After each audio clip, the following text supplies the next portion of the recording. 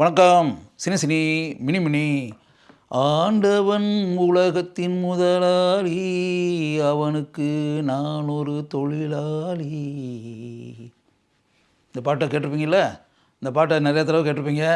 இந்த பாடல் காட்சியை தொலைக்காட்சியில் பார்த்துருப்பீங்க, இல்லைன்னா யூடியூப்லேயோ எங்கேயாவது பார்த்துருப்பீங்க. இந்த திரைப்படத்தை கூட நீங்கள் பார்த்துருக்கிறதுக்கு வாய்ப்பு இருக்குது. காலத்தை கடந்து நிற்கக்கூடிய இந்த பாடலை எந்த அளவிற்கு டிஎம் சௌந்தரராஜன் பாடியிருந்தார் அப்படின்றதெல்லாம் நினச்சி பார்க்கும்போது உண்மையாகவே இன்றைக்கி டிஎம் சௌந்தரராஜன் உயிரோடு இல்லை. அவர் மேலே மிகப்பெரிய மதிப்பு மரியாதை உங்களுக்கு உண்டாகும். இந்த அருமையான பாடலுக்கு இசையமைத்தவர் திரை இசை திலகம் KV மகாதேவன். இந்த பாடல் இடம்பெற்ற திரைப்படத்தினுடைய பெயர் தொழிலாளி.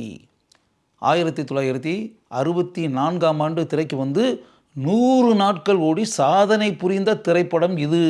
இந்த திரைப்படத்தினுடைய கதாநாயகனாக நடித்தவர் மக்கள் திலகம் எம்ஜிஆர். படத்தினுடைய கதாநாயகியாக நடித்தவர் KR விஜயா. இன்னொரு கதாநாயகியாக நடித்தவர் ரத்னா. இந்த திரைப்படத்தை தயாரித்த பட நிறுவனம் தேவர் ஃபிலிம்ஸ். சாண்டோ MMA சின்னப்பா தேவர் அவர் தயாரித்த திரைப்படம்தான் தொழிலாளி. கிராமத்து கதைகளை மையமாக வைத்து எம்ஜிஆரை நடிக்க வச்சு பட்டி தொட்டியெல்லாம் கொண்டு போய் சேர்த்தவர் சாண்டோ MMA சின்னப்பா தேவர் தான். இந்த தொழிலாளி படம் எம்ஜிஆருக்கு ஏற்றது மாதிரி கதை. அப்படி எம்ஜிஆர் தொழிலாளி அப்படின்னு படத்துக்கு பேர் வச்சிட்டாங்களே. தொழிலாளியாக இருக்கக்கூடிய ஆள் படிப்படியாக வாழ்க்கையில் எப்படி முன்னுக்கு முதலாளி ஆகிறாருன்றதான். ஒரு பஸ் ஓனர்கிட்ட பணியாற்றக்கூடியவர் எம்ஜிஆர். அந்த பஸ் ஓனர் எஸ் அசோகன் அவருடைய மக KR விஜயா அந்த கதாபாத்திரத்தில் நடிச்சிருந்தது. படத்தில் பிரதான வில்லனாக நடிச்சிருந்தது MN நம்பியார். இதுக்கு பின்னாடி ஒரு சுவாரஸ்யமான மேட்டர் இருக்குது. என்ன அப்படின்னா, சாதாரண மனிதன் எப்படி கஷ்டப்பட்டு பாடுபட்டு வசதியான ஆள் ஆகிறான் அப்படின்றதான மேட்ரு. இதுதான் எம்ஜிஆர். அப்போ எம்ஜிஆர் ஒரு ரோல் மாடல் மாதிரி மக்கள் நினச்சி நாமும் எம்ஜிஆரை மாதிரி கடுமையாக உழைச்சா முன்னுக்கு வரலாம், பெரிய ஆளாகலாம் அப்படின்றதான் மேட்ரு. அப்போ சாண்டோ சின்னப்பா தேவர் என்ன நினைக்கிறாருன்னா, உழைப்பால் முன்னுக்கு வந்த ஒரு மனிதனுடைய கதை இப்படி வச்சு பண்ணும்போது, அப்போ ஆரூர் தாஸ் இந்த படத்துக்கு வசனம் எழுதுறாரு.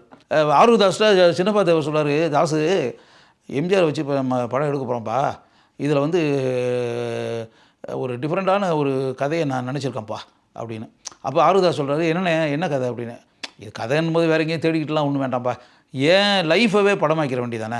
நான் கிராமத்தில் இது மாதிரி பால் எடுத்துக்கிட்டு இருந்தவன் தானப்பா. மாட்டுக்கு பால் எடுப்பேன், அந்த பால் எடுத்து பால் வியாபாரம் பண்ணுவேன்.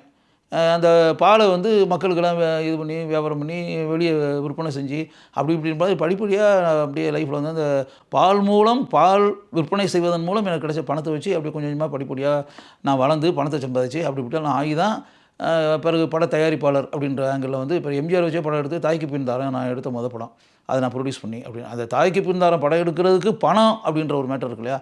அது நான் பால் வியாபாரம் மூலம் படிப்படியாக கிராஜுவலாக நான் சம்பாதிச்சிருவாதான். அது 100 நாள் ஓடிச்சு, மிகப்பெரிய சாதனை ஆச்சு. அது பிறகு தேவர் ஃபிலிம்ஸ்ன்ற பேனர் எந்த அளவுக்கு மக்கள் மத்தியில் ரெஜிஸ்டர் ஆகி தொடர்ந்து நான் எம்ஜிஆர் வச்சே எவ்வளோ படம் எடுத்தேன்றதெல்லாம் உனக்கு நல்லா தெரியும்ல அப்படின்ற மாதிரி சொல்லிவிட்டு இப்போ அதைத்தான் இதில் வச்சுருக்கேன். நான் எப்படி உழைப்பாளர் முன்னுக்கு வந்திருக்கணும், அதே மாதிரி இந்த படத்தினுடைய கதாநாயகனும் உழைப்பாளர் முன்னுக்கு வரக்கூடிய கதாநாயகன் அப்படின்ற மாதிரி இதை வச்சு தான் கதை அப்படின்ற மாதிரி சொல்லியிருக்காரு. ஆறுதாஸுக்கு பிடிச்சிருக்கு, நல்லா அவுட்லைன் நல்லா இருக்கானே, அருமையாக இருக்கே, இது பண்ணலாமே அப்படின்னு சொல்லிட்டு சொன்ன உடனே சரி அப்போ இதுக்கு நான் ஸ்கிரிப்ட் எழுதி டைலாக் எழுதிடுறேன் அப்படின்ற மாதிரி அவர் சொல்லிட்டாரு. சரி ஓகே அப்படின்னு சொல்லிட்டு அதுக்கு பிறகு அப்படியே அந்த படம் எடுக்கப்பட்டிருக்கிறது. எம்ஜிஆர் கதாநாயகனாக நடித்து KR விஜயா கதாநாயகன் நடித்து அது எந்த அளவுக்கு மிகப்பெரிய அளவில் வெற்றி பெற்று அப்படின்ற ஒரு மேட்டர் இருக்கு இல்லையா, அது பெரிய அளவில் வெற்றி பெற்று. பர்டிகுலர்லி இப்போ நான் பாடின பாட்டுகளை ஆண்டவன் உலகத்தின் முதலாளி, அவனுக்கு நான் ஒரு தொழிலாளி அப்படின்ற ஒரு இப்போ கிட்டத்தட்ட பார்த்திங்கன்னா ஒருவன் முதலாளி அப்படின்றத ரஜினிகாந்த் படத்தில் கிட்டத்தட்ட இதே பேட்டர்ன் சாங் தானே, அது இதே சாயல் தான். வரிகள் வேணால் வரிகளாக இருக்கலாம், வார்த்தைகள் வேணால் வேறு வார்த்தைகளாக இருக்கலாமே தவிர கிட்டத்தட்ட பேஸ் இதுதானே.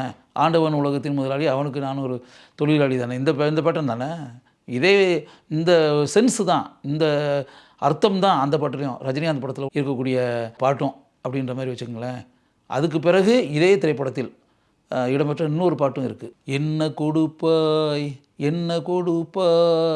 அன்பை கொடுப்பேன், நான் என் அன்பை கொடுப்பேன் அப்படின்னுக்குள்ள என்ன கொடுப்பாய் என் அன்பை கொடுப்பேன் அப்படின்ற மாதிரி. அதாவது என்ன கொடுப்பாயின்னு கதாநாயகன் கேட்க, நான் என் அன்பை கொடுப்பேன் அப்படின்ற மாதிரி கதாநாயகி சொல்ல டிஎம் சௌந்தரராஜன் P சுசீலா பாடின பாட்டு.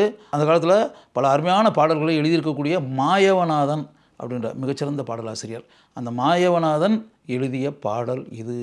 அந்த திரைப்படத்தில் இந்த பாடலும் மிகப்பெரிய அளவில் வெற்றி பெற்றது. அருமையாக அந்த பாடல் படமாக்கப்பட்டிருந்தது. இந்த திரைப்படத்தை இயக்கியவர் எம்ஏ திருமுகம், சாண்டோஸ் சின்னப்பா தேவருடைய தம்பி. அவர் தான் அந்த படத்தினுடைய இயக்குனர். சாண்டோஸ் சின்னப்பா தேவர் வந்து தயாரித்து எம்ஜிஆர் கதாநாயகனாக நடித்து தேவர் ஃபிலிம்ஸ் உருவாக்கின அந்த படங்கள் இருக்குல்ல, அந்த படங்களையெல்லாம் சின்னப்பா தேவர் தயாரிச்சிருந்தால் கூட அந்த படத்தை எல்லாம் இயக்கியவர் அவருடைய தம்பி எம்ஏ திருமுகம் தான். எம்ஏ திருமுகம் வந்து பேசிக்காக எடிட்டிங் கற்றவர். பேசிக்கலி ஹி வாஸ் அன் எடிட்டராக இருந்து அப்படியே சினிமாவில் வந்து படத்தொகுப்பு அப்படின்னா என்னன்றது தெரிஞ்சு அதை கரைச்சி குடிச்சிக்கிட்டு இருந்தவர். தேவர் வந்து படம் எடுக்கலாம் அப்படின்னு சொல்லிட்டு ஐடியா பண்ணோன்னே டைரக்டர் அப்படிங்கும்போது இதுக்கு வெளியே எங்கே இதுக்கு நம்ம தம்பி தான் எடிட்டராக இருக்கான்ல, அவனையே டைரக்டராக போட்டு படத்தை பண்ண வேண்டியதானே அப்படின்னு சொல்லிட்டு எம்ஏ திருமுகத்தை டைரக்டராக போட்டு இந்த எம்ஜிஆருடைய வெற்றி படங்கள் ஃபுல்லாக இருக்கு பாருங்க, ஏராளமான படங்கள் தேவர் ஃபிலிம்ஸ் ப்ரொடியூஸ் பண்ண படம், அது எல்லாமே எம்ஏ திருமுகம் டைரக்ட் பண்ண படம் தான். யோசிச்சு பாருங்கள். அந்த எம்ஏ திருமுகம் எனக்கு நல்ல பழக்கம். பிஞ்சால சுப்பிரமணியம் ஸ்ட்ரீட் அப்படின்னு டீனரில் அங்கே தான் அவருடைய வீடு, வாசல்லே போட்டிருக்கோம். அவருடைய பேர் எம்ஏ திருமுகம்னு போட்டிருக்கோம்.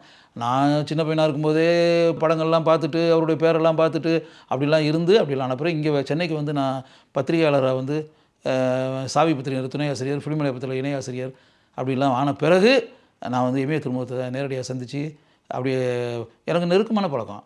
அவர் வீட்டுக்கே போய் பல மணி நேரங்களை உட்காந்து பல விஷயங்களை பற்றி பேசியிருக்கேன். நான் அவர் கூட நடந்துக்கிட்டே கூட பேசியிருக்கேன் உஸ்மான் சாலையில்.